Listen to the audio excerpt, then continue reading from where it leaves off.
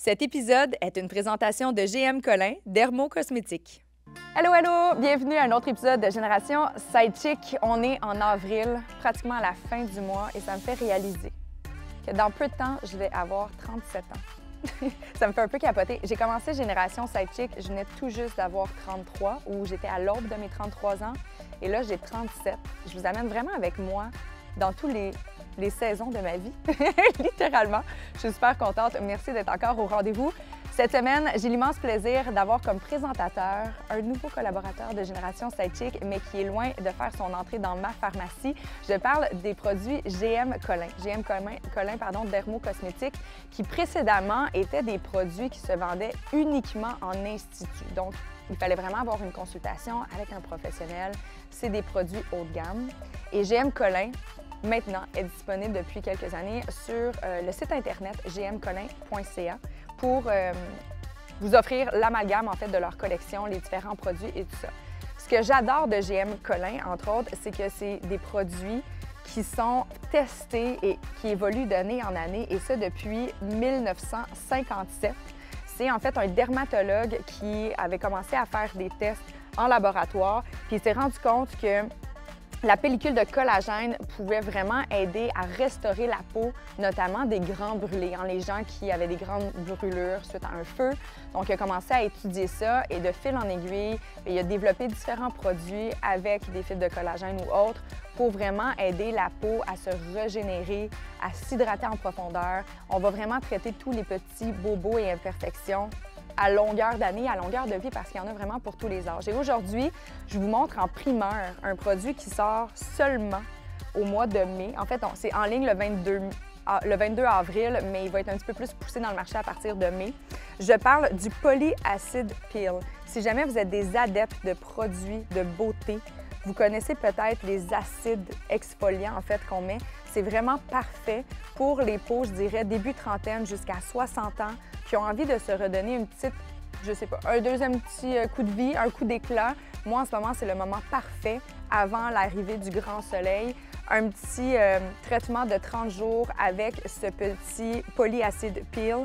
C'est un sérum qu'on met avant notre crème hydratante le soir. Ça va vraiment, l'acide va venir redéfinir votre peau, ajouter un petit peu de glow dans votre peau, venir redéfinir le grain, atténuer les taches de vieillissement, resserrer le pore. Bref, c'est un produit que je dois dire que j'en ai besoin en ce moment et je vais le tester pour vous. Là, je viens tout juste de l'ouvrir et je vais le tester et vous dévoiler ça sur Instagram avec grand plaisir, vous montrer le résultat de ma peau avant et après, parce qu'en ce moment, j'ai plein de petites taches qui sont sorties suite à mon voyage au Mexique cet hiver. Donc, j'en ai vraiment de besoin. C'est un produit qui convient à tout le monde. Le produit est disponible à partir du 22 avril sur le site de gmcollin.ca. Aujourd'hui, immense plaisir. Je vais avoir 37 ans, mais j'ai pas fini de me faire des nouvelles amies parce qu'aujourd'hui, j'ai une girl incroyable que je reçois dans le salon Génération Sidechick, soit Sabrina Cournoyer, qui est animatrice, chroniqueuse, entre autres, culturelle à Salut Bonjour. Une femme que j'avais très, très hâte de rencontrer et avec qui je me suis entretenue sur un sujet qui est vraiment nécessaire, sur comment on fait pour aborder des sujets tabous, des enjeux réels par rapport à des triggers qu'on a sur nos valeurs, une façon d'être avec des personnes qui sont concernées dans le dit problème. Fait qu'aujourd'hui, on va parler de ça en profondeur et j'ai invité mes acolytes Amélie B. Simard ainsi que Rose Simard à se joindre à la discussion et on s'en va les rejoindre dans 30 secondes.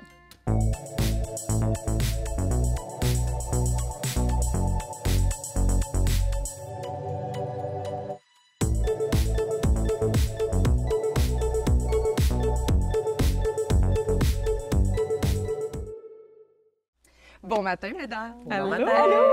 Bienvenue. Ça fait comme on a-tu le droit de sucer? Oui, tout le long. Oui, j'étais comme on peut ça tenir les mains tout le long. Ça serait le fun. C'est juste comme un petit. Oui, vous n'avez pas le choix, vous aussi, de le faire. Comme la communion. D'ailleurs, c'était Pâques en fin de semaine dernière. Est-ce que vos familles prient? Non. Ah, ma mère. J'attendais que tout le monde réponde non plus. Moi, je n'enlève pas. J'ai mon beau-frère. Oui, j'ai une de mes sœurs qui, avec son mari, vont à l'église à tous les dimanches. Puis évidemment, quand c'est les fêtes religieuses, il y a un moment de prière. Moi, je suis zéro croyante et j'ai.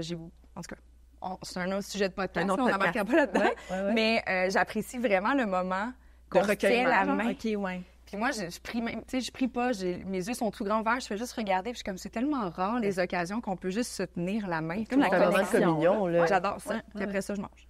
bien comme du monde. Bon, super. Voilà. Nice, ça a été du Chic. Voilà. Maintenant que la prière, ma bouffe est bénite, on va se plonger dedans. Comment ça va, mesdames? Ça va bien. Ouais. Ça va bien. Oui, toujours bien. Toujours bien. La température vous démoralise pas trop. Il y a plein de monde cette semaine qui sont tellement déprimants à noter Anne-Lovely ici, en gros. Là. À chaque fois qu'il y a un peu de neige, elle nous déprime. Là, puis je suis comme Anne-Lovely. Welcome in Québec. Je pense qu'il faut juste lâcher prise. Là. Moi, je lâche prise sur les choses que je contrôle pas. Fait que je suis comme, bon, ça va disparaître à un moment donné. C'est bien, ça, lâcher prise, surtout quand tu fais du live à la télé. On n'a pas le choix de lâcher prise. Ça existe dans le moment présent. Si tu as fait une bourde ou tu as fait une erreur, ben il faut l'accepter puis continuer parce que si tu t'accroches à ça, c'est tout le reste que tu chies carrément. Ouais. Faut se le dire.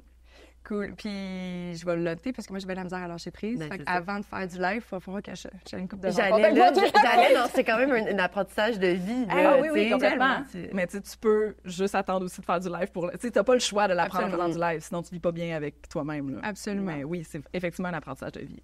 Hier, je me suis éclaté un shaker d'en face en donnant un atelier à 15 médias. Fait que c'est ça qui est arrivé, j'ai lâché prise. Est-ce que tu t'es pardonné? C'est pour ça que tu portes une casquette. C'est pour ça que je porte une casquette. J'ai encore un peu de mousse dans les cheveux. Non, je suis pas fait mal, mais mon ego Du peut-être. smoothie partout? J'avais, c'était en plus avec de la crème, des œufs. C'était dégueulasse. Ça me coulait d'en face. J'étais comme, mais après 10 ans, on peut faire des erreurs. Arc. C'était-tu ça à la fin au moins? Non. OK, c'est mieux. Fait que c'est ça, mais te connaissant, t'as dû tellement t'en sortir avec brio. Ben, c'est ce qu'on m'a dit. T'es comme la reine des malaises. C'est ce que les clients m'ont dit. Mais moi, je sentais l'érable. C'est un quand même pas beau si parfum pire. chez nous. Mais c'est un beau thrill, ça, moi, je trouve. L'espèce de, justement, tu sais, que tu risques de te tromper, puis t'as pas le choix, puis t'acceptes. Puis c'est la même affaire avec la scène versus la télé. Moi, c'est cette thrill-là que je trouve extraordinaire avec la scène. Puis c'est ça, faire de la scène. Puis c'est aussi que tu peux pas reproduire ce que tu as fait la veille. C'est tout le temps C'est différent. toujours unique. Ouais. C'est toujours dans ton énergie du moment, puis c'est toujours... d'où l'importance de faire du self-care quotidien. Là, je m'en vais super loin, mais depuis que je me rends compte que mon énergie dépend vraiment de ce que je mange, si je m'entraîne, si je dors bien, si je prends soin des relations que j'entretiens autour de moi, bien, ça a un impact direct sur ma performance au travail, mon énergie, ma façon d'interagir avec les autres. Puis quand tu te rends compte que ça a un impact sur absolument tout dans ta vie, bien, tu t'assures d'avoir tout le temps ta base pour bien filer. Puis comme ça t'assure d'avoir un peu plus une stabilité dans ce que tu es capable d'offrir. Parce que si tu t'occupes pas de cette partie-là, il y a des journées où tu es super fatigué puis que là, tu n'es pas du monde. Puis il y a des journées où tu es super hype puis c'est comme, il n'y a pas d'équilibre. Ouais. Fait que c'est d'où l'importance d'avoir un équilibre. Je suis curieuse, là, puis on va vous ramener au sujet du jour, ça sera pas long, mais la partie est le fun. Tu sais, cet équilibre-là, est-ce que tu as toujours été capable de le maintenir ou c'est quelque chose qui est arrivé avec, je vais dire, la trentaine? Parce que moi, quand j'avais 20 ans, je dormais pas, je mangeais beaucoup de McDonald's à 3 h du matin. C'était vraiment rock'n'roll, mon lifestyle, et pourtant, je réussissais tout très bien. Puis aujourd'hui, je fais juste une petite soirée... un petit verre de 23, puis que je suis pas efficace pendant 3 jours. Bien, je pense qu'effectivement, le coup de barre que tu manges d'en face autour de 33, 34, moi, c'est ça que ça m'a fait, là, où j'ai fait, OK, là, je peux plus faire n'importe quoi, n'importe comment. Ça a un impact automatiquement. Fait que c'est plus là que tu as comme un genre de wake-up call de, OK, c'est quoi que ça me prend, moi, pour bien me sentir? Il y en a qui dorment 4 heures par nuit, puis ils sont bien corrects avec ça. Moi, je sais que ça me prend 8 heures, que faut pas que je boive trop de café, puis ça me fait faire des palpitations. C'est comme tu apprends à te lire, tu apprends à te connaître. Puis tu bâtis, parce que tes bases, les miennes, c'est pas toutes les mêmes. On n'a pas les mêmes besoins, on n'a pas... Fait qu'il n'y a pas une marche à suivre, mais effectivement que c'est plus mi-trentaine que ça m'a shaké. Mais en même temps, en instaurant ça maintenant, bien, à 50, tu vas être rendu habitué de te lire puis habitué de savoir qu'est-ce que ça te prend puis qu'est-ce que ça... Mais oui, avec un niveau d'énergie qui sera pas le même, mais avec peut-être un plus grand respect de soi-même aussi. Là. Absolument. Bien dit, ça. J'adore ça. Arrête de dire des choses. Je peux parler de psychologie et d'autres choses que la culture, Cathy aussi. Il y a plein de choses. C'est pour ça que j'ai accepté ton invitation. J'étais tellement contente parce que je trouve ça le fun de pouvoir jaser entre femmes super inspirantes de choses qui nous préoccupent. Puis je pense qu'aujourd'hui, ben on est très préoccupés aujourd'hui. Ça a l'air de rien, là, comme ça. Mais c'est ta casquette. Avec ta casquette, on n'est pas sûr, c'était préoccupé. Mais je vais vous donner un glimpse. C'est un gros concern, la casquette de Rose. Elle n'était pas sûre alors qu'on la trouve très belle avec ça. Oui, t'as vu, je suis vêtue que de noir. Je suis vraiment préoccupée. T'es prête pour le sujet? Oui, sombre. C'est très sombre. Dans mon ombre, ma zone d'ombre. Aujourd'hui, je voulais qu'on parle... En fait, c'est toi, Sabrina, qui m'a suggéré le sujet parce que moi, j'aime ça, tu sais, échanger. Puis je suis comme, hey, y a-tu des trucs, justement, t'es quand même prise dans... Pas prise négativement, mais tu endosse le rôle de la culture à Salut Bonjour notamment. Fait que des fois, c'est le fun de pouvoir jaser d'autres choses aussi. Fait que j'aime ça. Hey, toi, t'as envie de parler de quoi? Puis tu m'as amené une idée. On l'a jamais abordé de cette façon-là. Puis évidemment, on n'aura pas toutes les réponses à nos questionnements aujourd'hui. Il aurait fallu qu'on remplisse le salon de diversité et de plein d'autres choses. Mais tu voulais qu'on jase notamment de comment on fait pour aborder des sujets, je veux dire, tabous, comme par exemple le féminisme ou d'autres choses. Controversés. Oui, ou controversés avec la personne qui porte le problème. Ou une personne qui ne vit pas avec cette réalité-là et donc qui ne peut pas... Tu sais, si on prend l'exemple du féminisme, je trouve que dans les dernières années, j'ai pris conscience de l'importance de se battre. C'est comme, justement, ça aussi, c'est arrivé plus en vieillissant, plus tard dans la trentaine, de faire comme, OK, mais si je me bats pas pour moi-même, il y a comme personne qui va le faire. Mais en même temps, de faire face à du monde qui ne comprennent pas nécessairement ce qu'on vit. Tu sais, ne veux pas, puis je suis pas en train de dire, les hommes, c'est des pas fins. C'est pas ça. C'est qu'ils peuvent pas comprendre tout ce qu'on vit depuis qu'on est tout petite, tout ce qu'on se fait inculquer, tout ce que la société nous montre que c'est censé être une femme. C'est loin, là, c'est insidieux, là, parce que c'est par petits éléments que ça se bâtit dans notre tête, puis on arrive à la mi-trentaine, puis on est comme découragé ou exaspéré de certaines choses qu'on vit encore, puis surtout que les droits des femmes reculent là, au moment où on se parle, à une époque où pourtant ça devrait faire l'inverse. Puis justement, de vivre avec cette frustration-là, de essayer toujours de trouver les bons mots pour aborder ça avec mes amis de gars, sans voir des yeux rouler à l'envers ou entendre un petit soupir de « Ah oui, elle, puis son combat encore. » Puis c'est comme, comment je fais? Parce que c'est sûr que ça me trigger.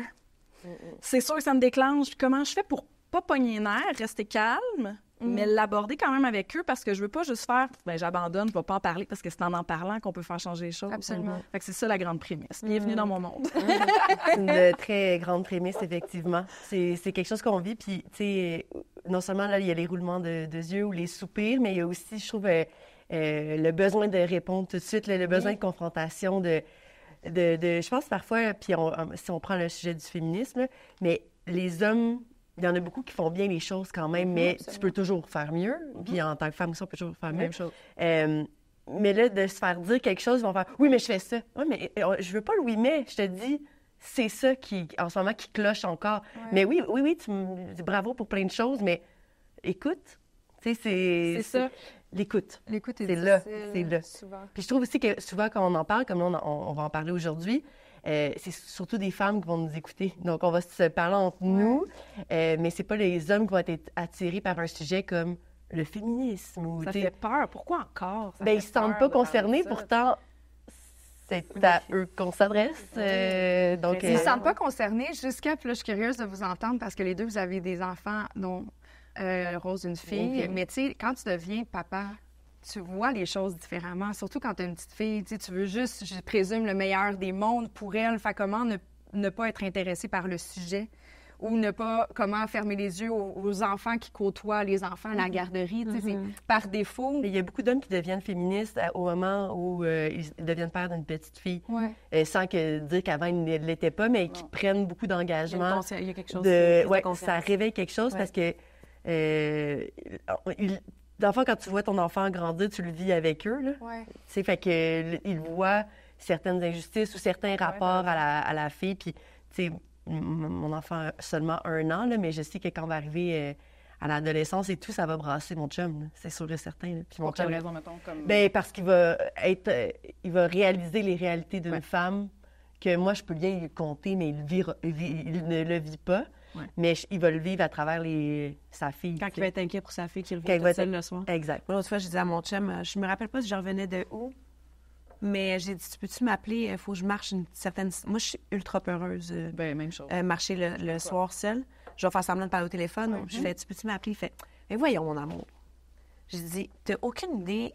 Après, on a eu la conversation, pas sur le coup, mais après, je suis comme, tu sais pas c'est quoi marcher et te sentir en danger. Moi, je vis ça depuis que je suis... Moi, il m'est arrivé des affaires que, genre, c'était des situations dangereuses, qu'il n'y a rien arrivé de grave, mais quand même, j'ai dit, tu sais pas c'est quoi? Être une femme, marcher dans la rue, puis te sentir pas en sécurité, alors que la femme vit ça au quotidien quasiment.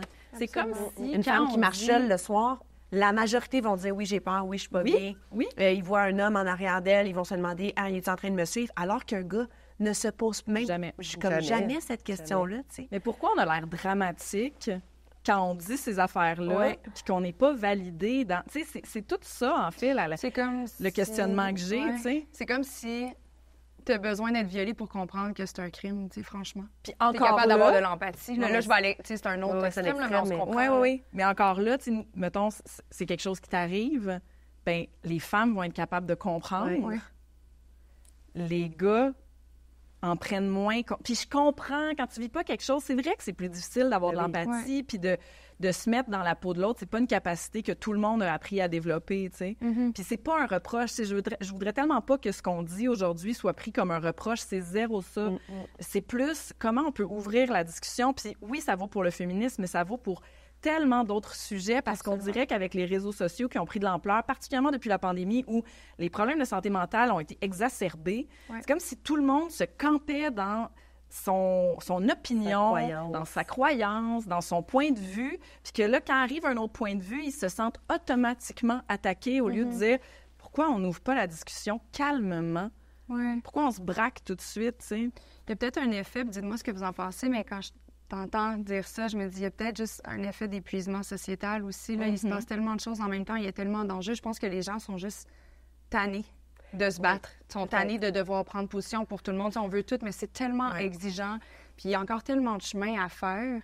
Tu disais d'emblée, on prend du recul par rapport aux positions féministes. Je vous ai dit dans la loge avant de commencer, je peux pas croire qu'il n'y a pas plus tard que 2 jours qu'on enregistre cet épisode-là, puis ils viennent juste de nommer comme président des droits de la femme, la personne qui va être en position de pouvoir mondial sur les droits des femmes est à la tête de... Puis tu sais, je veux pas nommer le nom parce que... Mais c'est un homme. Je trouve ça encore super déplorable que ce soit des hommes qui décident pour les femmes. Là. Je ne catch pas pourquoi c'est encore de même. Après ça, je suis allée lire sur l'ONU, sur comment que les sièges étaient décidés, puis ça y va à tour de rôle selon les pays, puis c'est un peu archaïque, puis il faudrait qu'ils refassent littéralement leur façon de faire, mais... Tu sais, c'est l'Arabie saoudite, qui a été mis en position de tête, mais quand tu regardes les conditions de la femme... C'est le pire endroit. C'est 131e sur 146 pays. Puis, tu sais, eux autres se sont prononcés en disant, oui, mais on a été capable de considérer la femme comme un être à part entière en 2022. On a des avancées en 2022. Hey, wow. Puis là, ils ont fait, oui, mais depuis la dernière année, la femme a le droit de ne pas porter le voile. Ça, c'est si le mari choisit. Puis là, je suis comme, OK, parfait. Ceci étant dit, tu sais, quand tu regardes le Coran, le voile est supposé être un choix et non être une opposition. Fait que déjà, là, ils utilisent encore une fois la religion à titre de pouvoir. Puis je trouve que ça enlève toute la beauté de la chose que la religion est supposée d'avoir. Mais aussi, c'est juste la façon de s'entêter, encore un peu comme tu l'as dit, en oui, mais on a fait ça. Oui, mais la femme, aujourd'hui, elle a le droit de ne pas être imposée par un mari tant qu'elle répond aux exigences du mari. Puis un mari peut enlever ses droits de voyager, arrêter de lui donner de l'argent si elle refuse des relations sexuelles. C'est un contrat. J'ai le droit de violer ma femme. Et puis ça, c'est la personne qui vient d'être mise en pouvoir là pour décider de notre sort à nous, les femmes, des 2 prochaines années. Ça me glace le sang. Et c'est pour ça qu'on a besoin d'alliés. Puis c'est tout le temps dans cet angle-là que je le vois quand je veux prendre de mon énergie pour en parler avec quelqu'un qui n'est pas nécessairement ouvert ou qui, justement, va faire comme... Mais j'en fais déjà. Quand la conversation commence comme ça, on sait que le reste n'est pas entendu. Absolument, pas écouté, mais on a besoin de vous, les gars. On a besoin que vous soyez de notre bord. On a besoin que vous le vouliez autant que nous, parce que de nous...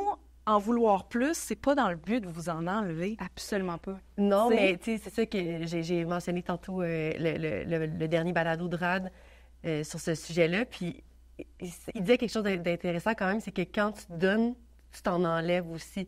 C'est un homme qui va vouloir plus d'équilibre, plus d'égalité, va perdre un peu de ses privilèges, donc il perd quelque chose. Oui, tu as raison. Alors, mais c'est pour ça qu'il y a beaucoup de monde qui ne le sont pas, parce que crime, c'est le fun d'avoir tous ces privilèges-là de plus. Puis en plus, c'est des privilèges qui sont même pas nécessairement conscients, parce qu'ils ont toujours eu, puis là, je suis pas en train de dire qu'ils sont nono, là, juste comme c'est comme ça qu'ils ont avancé dans la vie. Absolument. Mais là, ils perdraient plein d'affaires. Fait que c'est quand, je pense, des fois, c'est la réalisation de perdre ces privilèges-là qui font en sorte que c'est un peu moins attirant quand même d'être dans le militantisme. Oui, mais c'est moindrement, c'est des personnes curieuses et Tu fais juste regarder la façon de gérer une entreprise. Ça a été prouvé dans les dernières années. En plus, avec la pandémie, plus tu donnes du confort à tes employés, des horaires variables, la possibilité de partir le vendredi à midi pour profiter de l'été. Au préalable, si tu remontes, il n'y a pas 20 ans de ça, les gens étaient comme, mais non, il faut les contrôler, on va les mettre dans un 9 à 5, il faut puncher à carte et non. Puis aujourd'hui, c'est prouvé que quand tu donnes la latitude, la liberté, puis que tu laisses les choses être un peu plus fluides puis être bien, ben ces gens-là sont tellement plus performants puis ils te rapportent plus d'argent. Ils sont souvent plus impliqués, même, ils sentent plus un sentiment d'appartenance à l'entreprise parce qu'ils sont comme, ben c'est plus une famille. Genre. Exact. Je suis persuadée que ça ferait la même chose pour nous les femmes. On va faire plus l'amour, messieurs, si vous nous donnez plus de la place. On va être vraiment plus fines en relation, sûrement, parce qu'on va être moins fru, c'est sûr. C'est comme ça a tout un... c'est ça, ça a tout un lien, là. Absolument. Je suis curieuse, j'ai envie de rebondir justement à cette lumière-là. Qu'est-ce que ton chum t'a répondu quand tu as eu la conversation, Amé, en revenant à la maison? Mon chum, je veux dire, je considère mon chum avec une intelligence et une intelligence émotionnelle aussi. Fait il a du haut de ses 6 pieds 3, 230 livres, il a compris qu'il ne s'est pas senti en danger même dans sa vie. Puis, mais outre son aspect physique, c'est juste comme des... Il ne peut pas contredire ça. C'est ça, c'est des faits. C'est même pas juste une question d'émotion, ce sont des faits. La femme est beaucoup plus en danger que l'homme. Fait que ça a été une belle discussion, tu sais. Puis aussi, le fait, nous, on a des garçons, on n'a pas une fille, mais, tu sais, pour moi, ça va être super important. Puis ça l'est déjà, en fait, tout le rapport avec les femmes, comment mes garçons vont être avec les demoiselles. Tu sais, c'est sûr que je veux qu'il y ait énormément de respect, puis de la façon, tu sais, de parler de tout, que ce soit au niveau même de la sexualité. Tu sais, c'est quelque chose que je veux qu'on aborde avec nos enfants. Même, tu sais, dans l'apprentissage des mots, tu sais, de bien nommer les parties génitales, de pas... tu sais, c'est niaiseux, mais... Non, c'est pas niaiseux. Je trouve que c'est super important puis que ça commence très jeune, l'éducation. Ben oui. Ouais. Fait que c'est ça. Ça me fait penser à quelque chose, parce que l'autre fois, mon chum, justement, on était dans la salle de bain avec les gars, puis j'étais en train de me changer, puis mon chum, je ne dirais pas c'est quoi le surnom, mais il donne des fois un surnom à quoi? T'es simple? Ma vulve. Ah, ta vulve, OK. Ma petite vulve.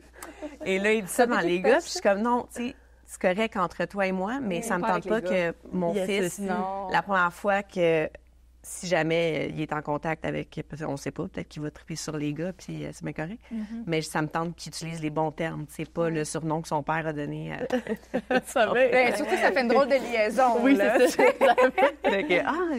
Mais c'est des détails, mais je pense tellement que ça peut avoir un impact en public, ces détails-là, tu sais, parce que justement, peut-être que quand tes gars vont avoir comme dans la vingtaine, dans la trentaine, ben les femmes auront peut-être plus besoin d'avoir la conversation qu'on a aujourd'hui parce que ça va être rendu facile d'aborder ces sujets-là, puis ils vont avoir grandi en développant leur sensibilité à l'autre, leur empathie, leur capacité à se mettre dans la peau de l'autre pour mieux comprendre la réalité, une réalité qu'eux connaissent pas personnellement, mais qui sont capables de dire, ben OK, parfait, je peux te valider quand même. Tu sais, bravo de prendre votre rôle de parent autant à cœur puis de le faire de cette façon. Merci. C'est très investi, Amé, dans l'éducation. Mais c'est que je trouve ça important. Mais l'autre fois, je parlais, tu te rappelles, je pense que c'est ici que j'en parlais, le livre sur le racisme. Puis j'ai fait, j'ai senti, tu sais, mon gars, il est zéro raciste. Là, je disais, tout le monde est égaux, puis la plus belle façon, c'est comme ça qu'on devrait tous penser. Puis autant par rapport aux femmes, il n'y a pas de différence pour lui, tu sais, vraiment. Puis là, j'avais un livre, justement, qui expliquait le racisme, puis je voyais là, dans ses yeux que c'était tellement énorme pour lui, il ne comprenait pas, il me posait des questions, mais je comprends pas pourquoi les Noirs n'avaient pas le droit de s'asseoir dans l'autobus. Puis là, j'ai fait, c'est peut-être trop tôt. Parce que là, je suis en train de briser tout ce qui, pour lui... Ça n'existe même pas, ça n'existe pas possible. Là, je suis en train... Fait que j'ai fait, peut-être que ça, il faut que j'attende. En fait, je me pose la question encore, faut-tu que j'attende? Parce que je trouve que c'est un sujet, évidemment, que c'est sûr que je vais aborder avec lui, qui est ultra important, de le sensibiliser à ça. Mais je me dis, y a-tu des âges parce que lui, il y a pour pas parler de certains sujets? Parce que là, c'est ça, j'y ai comme induit dans la tête que, oui, ça a déjà existé. Puis là, lui, il comprenait rien. Il était comme... Mais en même temps, il faut qu'il soit confronté. Je sais pas, j'ai pas d'enfant, je sais pas à quel moment c'est mieux de faire ça, mais je pense qu'il faut qu'il soit aussi confronté au fait que c'est pas juste tout rose, tout beau, la vie, parce que sinon, il va tomber de vraiment haut plus tard. Je connais l'histoire aussi derrière. Peut-être que lui, il n'en vivra pas. Lui ne va pas en vivre, mais il va peut-être pas en être témoin non plus.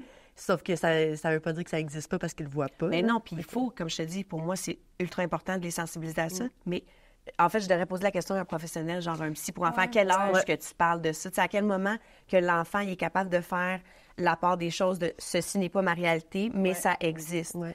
Tu sais, Je pense que c'est... faudrait que je te ressorte mes livres de psychologie du développement. Je pense que c'est à l'entour de 6 ans. Ah oui? Oui, quand les enfants commencent à aller à l'école, ils comprennent que Connaître les concepts. les individus sont des personnes à part entière puis qu'ils viennent d'une réalité parce qu'ils commencent à échanger sur « Ah ben moi, à la maison, j'ai ça. Ah ben moi, à la maison, j'ai ça. » Fait qu'ils comprennent qu'il y a d'autres réalités que celles qu'ils vivent. Fait il me semble que c'est autour de la rentrée scolaire. Mais fais pas de l'angoisse, là. Je pense pas que tu l'as brisé, là. Non, j'adore plus. C'est la fille, elle parle plus du reste du podcast, elle regarde dans le vide. Là, non, ça va. Mais je trouve ça le fun que tu te questionnes plutôt que plus tard. Parce que je trouve que les gens, on dirait que c'est une fois qu'il y a des blessures Ouais. qui sont comme « Ah, il aurait peut-être fallu que... » Puis là, ils essaient de réparer en mettant du Band-Aid. Puis en Non, faisant puis des c'est un situations livre que moi, j'ai acheté, que j'étais comme, justement, parce que je voulais parler de ce sujet-là avec mon enfant. Puis là, c'est ça. En lisant, j'ai fait « Ah, puis c'était peut-être trop tôt, tu sais. C'est ça. Absolument. C'est bon que tu parles de blessures, je trouve, parce que souvent, ces conversations-là qu'on a sur différents sujets sont teintées de nos blessures. Absolument. Puis là, on arrive à un certain âge où on veut débattre de nos affaires, mais en même temps, on les débat avec nos lunettes de personnes blessées, de filles, femmes, hommes, qui ont eu un passé ou un trauma, tu sais. Mais ça, comment vous faites quand vous avez quelque chose d'ultra personnel à débattre avec quelqu'un pour pas tomber sur la défensive, pour rester calme? Oui, ça, je suis déjà là-dedans à fond. Non, mais pas nécessairement thérapie personnelle, mais tu sais, je parle, mettons, pour un couple, quand quelque chose est plus... on parlait de ça tantôt. Comment tu l'as bien dit, quand tu veux adresser quelque chose à quelqu'un, non, c'était que la personne est fait source partie du problème. C'est ça, c'est source du problème. Fait que là, je parle. Et le moteur du problème. Intentionnellement ou non, là, mais qu'elle fait partie du problème. Oui, fait que dans un couple, c'est souvent ça. Là. C'est l'autre qui est dans ta tête, c'est l'autre le problème. C'est toujours l'autre. Exact. Jamais. En fait, c'est la personne qui va venir, c'est l'autre personne qui va venir réanimer des blessures qui se sont peut-être passées dans ta vie antérieurement, mais ça fait juste réallumer la patente. Là. Ouais. Mais, ça, je faisais la blague de la thérapie de couple, mais moi, je trouve que c'est très, très utile. C'est super pertinent. Si jamais vous n'avez pas accès à un thérapeute, j'ai Marc Pistorio disponible sur le Patreon. J'ai gratuitement pour vous avec un abonnement mensuel. Fait que c'est gratuit, peu pas gratuit. Ceci étant dit, en tout cas, tu sais, pour ma part, parce que là, je racontais une histoire, puis là, on est vraiment loin du féminisme ou autre, mais... Ah, mais c'est pour tous les sujets, là. Absolument. J'ai une situation en ce moment avec quelqu'un qui m'est très cher. Qui part, c'est un conflit de valeurs. Elle s'est mise en indien pour en parler. Oui, mais comme là, je veux juste... Là, je vais me mettre confortable. Vous allez mettre le nom de la personne dans les commentaires. Deviner c'est qui et gagner un voyage. Non. Puis ça fait quelques semaines, honnêtement, que j'ai ce questionnement-là, à savoir comment je fais pour l'aborder, parce qu'il faut que je l'aborde. Plus je tarde à le faire, plus la blessure devient grande, je suis à vif, puis je suis réactive. Puis je veux surtout pas venir nuire à cette relation qui m'est chère. Fait que, tu sais, moi, je repars des prémices de choisir le bon moment, avec la personne avec la bonne énergie, que tu ressens qu'il y a une ouverture, puis tabarnak, ce moment-là, on dirait qu'il arrive jamais. Puis là, je suis comme, mais en même temps, je veux bien respecter les codes de la communication non violente qui, justement, choisir le bon moment, tu sais. Mais si jamais ça se présente pas, puis il faut que je le dise, je sais comme c'est quoi la bonne réponse, finalement? Bien, si ça se présente pas, si ça se présente sans se présenter, là, je pense que c'est de parler... Premièrement au jeu, c'est toujours ça, là, de parler de toi, comment tu te sens, de t'ouvrir en vulnérabilité. Il y a peu de gens qui peuvent résister à la vulnérabilité. Tu sais, souvent, si tu abordes quelque chose de façon très prompte, tu vas recevoir la bonne énergie. Mais si tu t'ouvres en disant, justement, tout ce que tu viens de nous dire, ça me préoccupe depuis un temps, cette relation-là est précieuse pour moi, t'es précieuse pour moi. C'est quoi? C'est parce qu'on avait dit, on a eu la discussion tantôt dans la loge, puis j'étais vraiment dans le même, la même lignée que toi. Vous êtes allés ensemble. Parle aux gens. Mais ça te vivre. Oui, c'est ça, comment ça te fait sentir, puis pourquoi tu trouves ça important, même si c'est tough d'en parler avec elle, c'est important pour toi de l'aborder parce que tu veux pas que ça mine votre relation. Puis, tu sais, il y a un peu une partie aussi de tu ne peux pas contrôler la réaction de l'autre, puis elle va prendre le temps. Je pense que c'est la partie qui est la plus tough, parce que quand on va... qui fait peur. Absolument. Parce que t'as pas de contrôle dessus. C'est de l'inconnu. Allô, ici Kate, ton animatrice, et j'interromps ton écoute du podcast pendant quelques secondes pour te rappeler que c'est le moment de t'inscrire au forfait JS VIP de notre Patreon pour courir la chance de remporter le voyage du mois qui est offert par Sunwing. Et oui, t'as bien entendu, j'ai dit le voyage du mois, parce qu'à tous les mois, dans la prochaine année, Sunwing fera tirer des voyages un peu partout dans le monde ou bien fera tirer des crédits voyage pour que tu puisses enfin découvrir la destination qui te fait tant rêver. Et ce mois-ci, Sunwing t'offre la chance de t'envoler au Panama avec la personne de ton choix. En plus d'avoir l'occasion de t'immerser pendant 7 jours dans la culture panamienne, tu pourras te la couler douce au sein des installations luxueuses de l'hôtel 5 étoiles Rio Playa Blanca, qui est d'une valeur totale de 4 500 $. Le gagnant ou la gagnante du prochain tirage sera annoncé le 20 avril sur notre compte Instagram. Donc, si jamais tu ne nous suis pas encore sur les réseaux sociaux, c'est le temps de le faire. Notez que seuls les abonnés du forfait GS VIP s'inscrivent automatiquement au tirage mensuel Sunwing. C'est donc un rendez-vous sur patreon.com à la page de Génération Sidechick. Bonne chance! Absolument. Fait que, tu sais, tu veux, exemple, on repart de ton exemple du travail. Là, tu es entouré d'hommes. Puis tu veux te faire entendre, te faire écouter. Mm-hmm. Mais si la personne n'est pas dans la bonne réaction, mais qu'en même temps, tu es pogné avec cette personne-là quotidiennement, ça peut venir gâcher plein d'autres choses autour. Fait comment qu'on fait pour cohabiter avec cette fermeture d'esprit-là, sachant que tu es comme pogné là-dedans, tu sais? Ben, tu sais, mettons, les fois que j'ai à parler, justement, de sujets de femmes ou de trucs de femmes, puis, tu sais, je suis entourée de mes super collègues qui sont vraiment extraordinaires, des collègues masculins, mais, tu sais, reste que c'est une très belle gang. Ouais. Puis, ça fait comme 9 ans que je travaille avec eux pour la plupart. Puis, je sais que, au même titre que pour moi, certaines choses qu'ils vont dire, je suis comme, je peux pas, comme, relate à ça, mais j'essaie quand même de comprendre. Bien, les fois où les gens se braquent dans la vie, je me dis tout le temps, c'est aller toucher une corde sensible, c'est pas personnel, ça me visait pas. Ouais. Puis il faut comme que je laisse ça un peu sur la glace. Puis après ça, je me donne le défi, moi, de trouver les meilleurs mots pour l'aborder. Puis moi, me annuler. Ben ouais, exactement. Comme aller travailler sur mon déclencheur pour faire comme comment, calmement, je peux comme sortir de moi-même quand il faut que j'aborde quelque chose comme le film Barbie, tu sais. Pas devenir émotive en parlant de ça pour que le message passe. Parce que des fois, quand on devient justement trop déclenché, le message, il passe plus du tout. Je l'ai pas vu. Le Barbie? Non. Tu dois le voir. C'est magnifique. C'est sur ta to-do list à partir de maintenant. Parfait. Faut que T'as aimé? tu le fasses. J'ai adoré. C'est J'ai adoré, mais ça m'a magnifique. bouleversée. Ouais. là, Ah tu sais. oui? Oui, puis je suis sortie de là, justement. J'ai eu de la misère à pas en parler, tu sais, surtout après que la réalisatrice soit pas nommée, mettons, dans les différents galas, tout ça. Ça mettait de l'huile sur le feu du combat, finalement. Mais que... je suis pas sûre que tout le monde a vu le 2e degré du film, parce que... Vu de son enrobage bonbon, on peut facilement passer à côté du sujet, mais je pense pas quand on est une femme.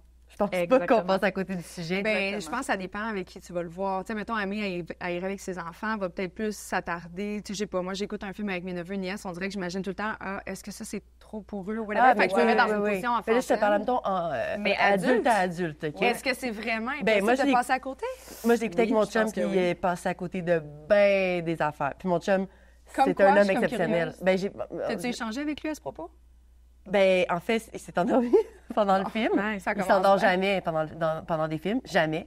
J'ai écouté Napoléon avec lui, c'est une merde. Je suis endormie. Puis, comme lui s'est endormi sur Barbie, premièrement, je l'ai pris personnel. J'étais comme, hey, écoute le message. Ouais. Puis, il était comme, arrête, là, tu sais. Non, il y a un message. Entends le message. Non. Mais le pire, c'est que effectivement, j'ai entendu énormément d'hommes autour de moi, puis pas juste dans le milieu du travail, même de mes amis, puis tout ça, qui ont fait comme « Mais c'est bien plate comme film ». J'étais comme « Non, le message est tellement... Il y a quelque chose de sociétalement tellement important à comprendre. » Puis c'était comme « Non, mais c'est plate, puis ça dit rien, puis c'est comme... » Alors que moi, tout le long, j'étais genre raide. Moi, j'avais des petits rires comme... Tu sais, comme c'est rare que je vais Ça rire. revient un peu à ce que je disais tantôt, la femme qui a peur de se promener dans la rue. C'est quelque chose qui... Puis, tu viens de le dire, les gars restés, tu sais, un peu... Ouais. De fois. Mais je pense que Nous, c'est parce c'est... que Alors notre que toi, réalité, ouais, c'est ça, à toutes les l'affaire. étapes Ben, du c'est film ça. Barbie, toutes les affaires qui arrivent que, tu sais, eux pourraient trouver ça drôle, comme, mettons, genre, quand ils font du rollerblade, mais non, tu le verras, là, mais bref, ils font du rollerblade, puis elle se fait siffler par des gars, mais c'est comme super malaisant, tu sais, puis là, il y a Ken à côté qui est comme... Mais c'est genre, elle est plus à l'aise, elle se sent plus en sécurité, Non, là. c'est ça. Alors que, tu sais, combien de fois on se fait dire, ben non, mais tu t'es juste sifflé, c'est comme un compliment, tu sais, puis c'est comme, Ben non, parce que ça menace ma sécurité, parce que ça m'est déjà arrivé de me faire pogner le cul dans une soirée, genre levée de fonds pour la santé mentale. Puis il y a un gars qui est arrivé qui m'a... Puis ça, c'est une vraie histoire. Ça m'est arrivé pour vrai. C'est une vraie histoire. Puis là, je me suis revirée, puis j'étais comme... Mes amis étaient comme, t'as pas l'air de m'infiler. Je suis comme, oui, mais le gars, il vient de genre me pogner le cul. J'ai rien demandé, je le connais pas. Genre, il venait de bypasser mes limites. Mais puis je suis retournée le voir, je l'ai confronté, puis il était comme, t'es donc bien une hostie de folle. Puis je vous le cite, là, oui. Là, il regardait ses amis comme s'il était de shit. Moi, là, genre, encore aujourd'hui, ça me déclenche comme événement, là. Mais comme, des fois, j'ai l'air exagérément folle de parler de cet événement-là, puis de dire comme... Ça vient me chercher, mais dans le film, c'est plein d'éléments comme ça, parce que ça peut pas faire autre chose que de réveiller un vieux trauma, tu sais. Puis c'est tourné comme au ridicule, donc moi, c'est ça qui me faisait rire. J'étais comme, oh my God, c'est tellement bon de le voir sous cet angle-là.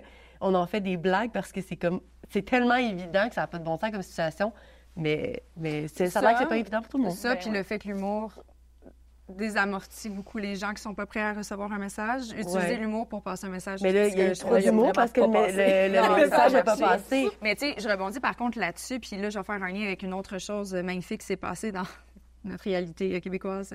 Guillaume Lemaitre-Vierge, avec son super boulot. Tu sais, moi, la première fois que j'ai écouté le vidéo, parce que je l'ai vu passer dans le feed, whatever, je l'ai pas vu. Mais moi, j'avais pas vu le mot. Mais... Tu sais, les personnes racisées l'ont vu instantanément. Ben oui. Fait que notre cerveau est programmé pour aller décoder les choses qui nous blessent. Fait que dans le film Barbie, toi, c'est sûr que tu voyais le message parce que tu es programmé avec toutes les blessures. Fait que tu sais, je pense que c'est même pas un manque de volonté ou de bienveillance, c'est juste qu'il faut les gens commencent à s'ouvrir à OK, faut peut-être que je le réécoute puis que je porte un petit peu plus d'attention là-dessus. Puis de s'ouvrir à la discussion. Ouais, je veux dire, mettons, tu l'as pas vu toi non plus le mot dans la vidéo là, de Guillaume là. Mais quand les gens ont commencé à dire que c'était ben c'est ça, t'as pas fait comme non, moi j'y crois pas, je le vois toujours pas. Le mot, tu sais, c'est il y a pas d'exprès. C'est ça. Fait que c'est un peu ça. Qu'il faut qu'il arrive, mais c'est comme comment que tu dis à l'autre personne, ça serait cool que tu t'ouvres. Bien, c'est vraiment, moi, avec la saga Guillaume, Guigui, j'ai lu beaucoup. Je peux pas. Guigui. J'ai lu beaucoup les commentaires. Moi, c'est ce que j'aime bien faire là, quand il y a tu magasines une dépression? Non, j'aime me ramener à ce que la vie allait. Moi, je vis dans ma tour d'ivoire, puis je pense qu'on a plein d'acquis, là, tu sais, comme... ce mot-là, là, dans ma tête, il est banni. Je pense à autre chose. Moi, je pense que tout le monde pense comme ça. Et là, je vais lire un peu de commentaires. Et je veux dire, je me fais du mal, mais en même temps, je me dis, OK, on est juste là. On est juste rendu là. OK, je comprends. Tu sais, fait que je me ramène à, ben oui, il y a de l'éducation à faire. Puis comment on éduque des gens qui n'ont pas envie de s'éduquer? Fait que c'est où? C'est en culture. Faut aller dans la culture générale, dans tout ce qui est populaire. Je veux pas rabaisser à où qu'on est, mais tu sais, à un certain niveau d'études, d'après moi, en général, je vais pas faire trop, mais on va comme savoir que c'est... Là, je te regarde, puis je suis même parce que le système d'éducation est à chier. Non, mais en même temps, à l'université, ça t'apprend à avoir une pensée critique. Mais si à l'école, on partait de la base, puis là, d'aller voir sur tout.tv, il y a la Pastel Fluo. Oui, Pastel Fluo, la nouvelle série. Le premier épisode a trait juste sur le système d'éducation. Cette femme magnifique qui va venir à Génération Sidechick d'ailleurs parce qu'elle m'a écrit, puis peut-être comme tu t'en viens de me jaser de ça. C'est fascinant, toutes les écoles alternatives d'éducation. En tout cas, bref, tu sais, là, je veux pas changer de sujet, mais ça en fait quand tu fais les comparables, tu sais, mettons, là, ils montrent des exemples concrets d'écoles alternatives qui, malheureusement, encore sont privées. Fait que c'est pas tout le monde qui est capable de s'offrir ça. Ça coûte vraiment cher. Mais oui. Mais elle rentre dans les écoles, puis tu vois ce qu'ils apprennent. Puis il y a pas de barrière d'âge parce qu'il dit non. Tu sais, comme dans une meute, les plus vieux, tout le monde s'influence, mais c'est positif. Évidemment, c'est cadré, mais tout pour envoyer ton enfant là, il faut déjà que tu sois comme ça.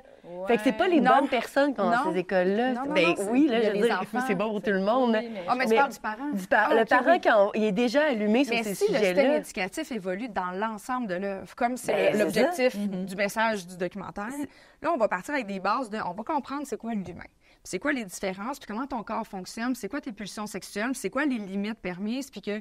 Oui, mais tu sais, c'est utopique de penser que ça va se faire...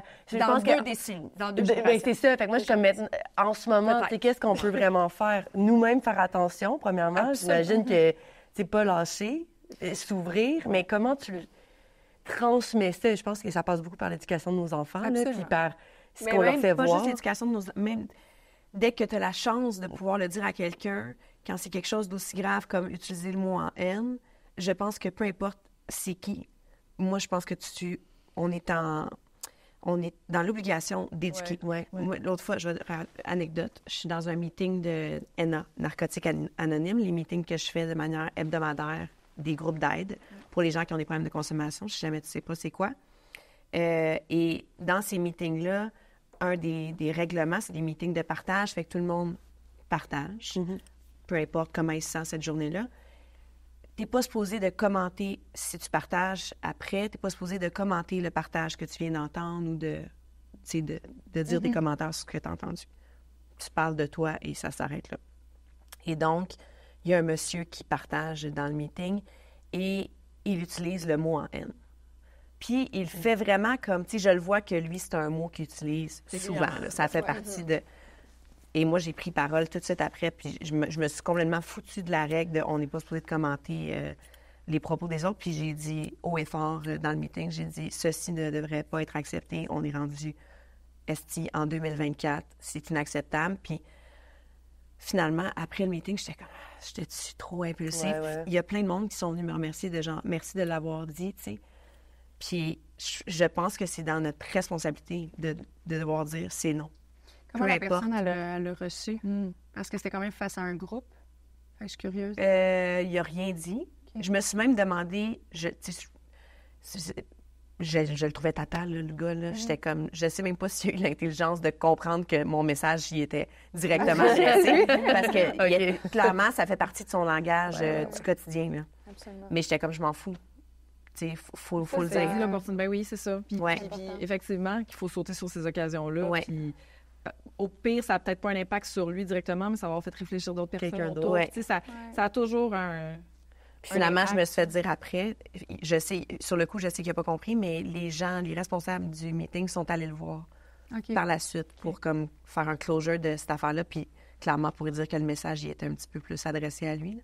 Fait que c'est ça. Ça a eu un impact. Oui, mais tu sais, en autant que si jamais tu fais une intervention de même que ça te mette pas en danger, on s'entend. Mais là, il n'y avait rien de dangereux pour moi de le faire, puis j'étais comme, faut le dire, tu sais. Fait que... Tu sais, ça arrive souvent aussi, je vois que les gens se ferment à passer des messages. C'est malheureusement, dans nos familles, on partage différentes générations, différentes éducations, puis dans la mienne, ce que je vais parler pour moi, il y a des énormes clashs, là. C'est assez fulgurant, là. Puis...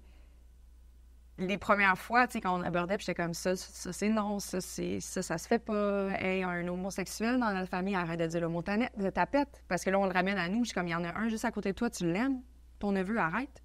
Comme c'est une insulte. Fait que, tu sais, de le ramener, puis il y a des changements et d'évolution, mais tu sais, ça venait aussi avec l'acceptation que j'allais peut-être éventuellement de devoir m'éloigner. Parce que moi, je suis pas bien entourée avec, justement, des gens qui utilisent le mot en haine ou des personnes qui ont des propos diffamatoires envers les femmes, whatever. Puis malheureusement, j'en ai vu là, dans ma famille élargie, là, mais j'en ai vu, puis ces gens-là, je veux pas les côtoyer. Parce que je suis comme, oui, je vais passer mon message, mais est-ce que je vais nécessairement me coller à eux? Fait que, tu sais, il faut que ça vienne aussi avec une acceptation de, je vais faire ce que je peux, mais à un moment donné, moi, ça commence à être trop... éloigne-toi, tu sais. Puis mon but, c'est pas un peu, tu sais, comme tu disais tantôt, j'aimais ça, là, ta représentation, de me mettre dans ma tour d'ivoire et de faire comme fuck tout le monde en bas. Mais il faut quand même que je préserve ma santé si je veux être une bonne alliée puis que je continue à fight pour les bonnes affaires. Bien, moi aussi, l'image de la tour, c'était plus de se dire que tout le monde ne pense pas comme toi. Moi, des fois, c'est vraiment parce que mes amis pensent comme... En général, pensent comme moi. On s'entoure des gens qui nous ressemblent, finalement. Fait qu'on entend juste le même message. Tout est beau, là. Moi, il y a bien des sujets qui sont réglés, là, si je parle juste avec mes amis.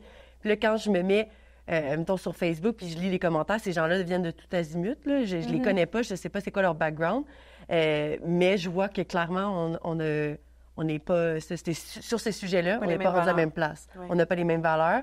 Puis clairement, il y en a qui sont vraiment pas capables de comprendre que qu'est-ce qui n'est pas un trigger pour toi, pour quelqu'un d'autre.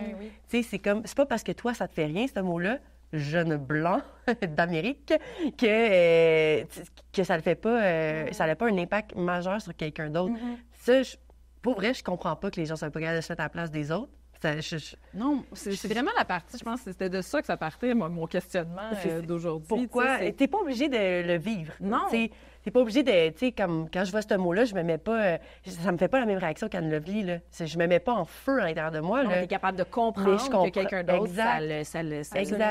ça lui fait toutes les pires émotions. Exact. Du monde, Puis je me dis, bon, ben écoute, moi, qu'est-ce que je peux faire pour ça? Effectivement, comme tu dis, corriger quand je l'entends, puis expliquer à ma fille que ce mot-là ne va jamais réapparaître dans l'histoire. C'est de contrôler la partie que tu peux contrôler. Oui, exactement. Mettre ton énergie sur les relations, sur les gens qui ont moindrement un peu d'ouverture d'esprit. Tu sais, ça revient aussi au début, quand on parlait d'équilibre et de self-care dans le quotidien. Prendre soin aussi de son énergie dans les relations qu'on entretient autour. C'est comme... Tu sais, on peut être des Jeanne d'Arc puis se battre genre jusqu'à en mourir, mais est-ce que ça va vraiment avoir eu l'effet qu'on voulait, tu sais? Mais je pense qu'il y a des gens aussi qui sont vraiment dans leur personnalité plus radicale, plus prêtes au combat et tout. Puis ils vont être des militantes toute leur vie, puis des militantes assumées, là, puis on en connaît des groupes. Mais en tout cas, pour ma part, moi, ça fait pas du tout partie de ta personnalité, de ma façon d'être. Là, j'ai de la misère à avoir un conflit. Là. Donc, c'est de trouver comme des façons qui nous vont bien à nous.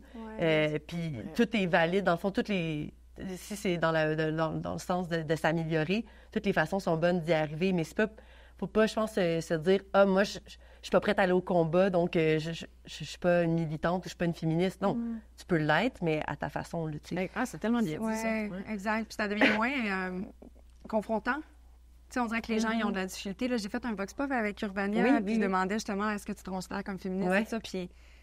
Évidemment, la plupart disaient oui, mais quand se posaient des questions après ça, puis je sais comme non, tu l'es pas en tout, tu sais, mais ils se disent oui parce qu'ils ont comme il faut que je le fasse, il faut que je le fasse. Mais ils savent pas comment l'être parce qu'ils ont l'impression qu'il faudrait tout de suite qu'ils brûlent leur brassière, puis qu'ils soient comme en mode rébellion, puis comme, hey, ça peut être tellement juste minime, mais tant que tu fais une petite action à ta façon, à la hauteur de tes capacités, c'est déjà ça de mieux, tu sais. Tu continues de t'éduquer, là, honnêtement, tu sais, je pense que ça fait vraiment partie de la clé aussi, là.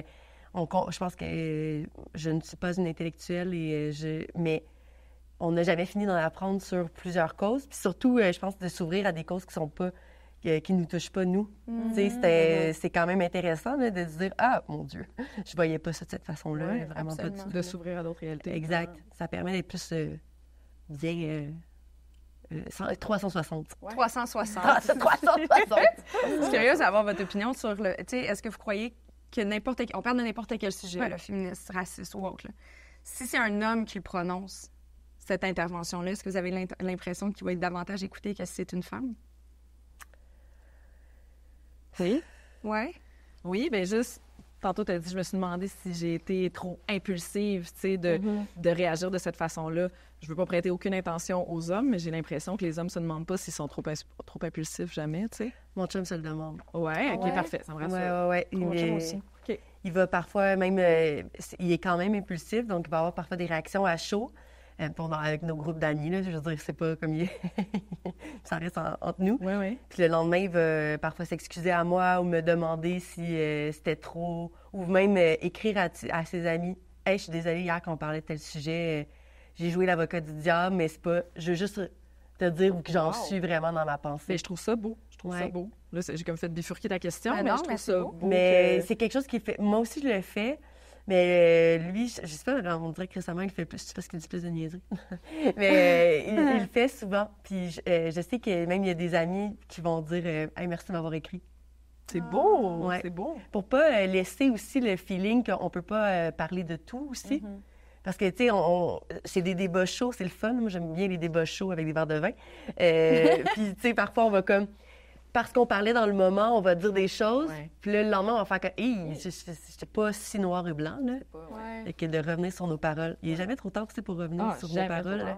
Ça peut tellement guérir des choses. Exact. Dire, hey, quand je t'ai dit ça, finalement, j'avais pas raison. Oui. Maintenant que j'ai appris, j'ai pas raison. Ça serait tellement plus doux comme vie. Ben, on peut... un petit, je m'excuse, puis un petit, genre, j'avais pas raison, t'avais raison à la comme fois. Pourquoi avoir tout cet égo-là de genre, oh mon Dieu, comme je me suis trompée, je leur dirai jamais, mais je me suis vraiment trompée. Mais ça, mais aussi d'aller, tu sais, en tout cas, j'ai encore bien de la misère à aller dire aux gens, tu sais, comme, hey, quand tu as dit ça, là, ça m'a vraiment blessée. J'ai tout le temps peur parce que je me dis, il était sûrement, il ou elle, là, est en train de vivre telle affaire. Puis, tu sais, j'essaie tout le temps de me ramener à tout n'est pas centré sur toi, Cathy, là, ça vient pas de toi, c'est ses affaires, son parcours. Mais en même temps, ça m'a quand même blessée. Puis j'ai bien de la misère à aller juste faire comme, coucou. On veut pas avoir l'air trop sensible, on veut pas avoir l'air trop fragile. J'ai peur de déranger, surtout. Ouais. Mais je pense que ça peut juste te faire du bien, puis ça peut faire du bien à l'autre personne de réaliser qu'il y a un comportement, bref, qui convient peut-être pas, puis que t'es pas la seule, que ça blesse, ce comportement-là. Oui. On a encore beaucoup de chemin à faire dans plein d'affaires, l'égalité. Moi, je trouve un peu... je sais pas si c'est à cause de la nouvelle, comme je le disais, qu'il y a 48 heures est sortie, là, mais... Je trouve ça bien épeurant, mais en même temps, tu sais, je suis retournée dans... je me suis inscrite dans... Ça fut un échec, cette chose. Là. Je me suis inscrite dans un club de lecture l'automne dernier. Parce que j'étais comme... Tout le monde a des enfants, je me sens seule, j'adore lire, partager mes lectures et m'enrichir. Ça n'a pas duré?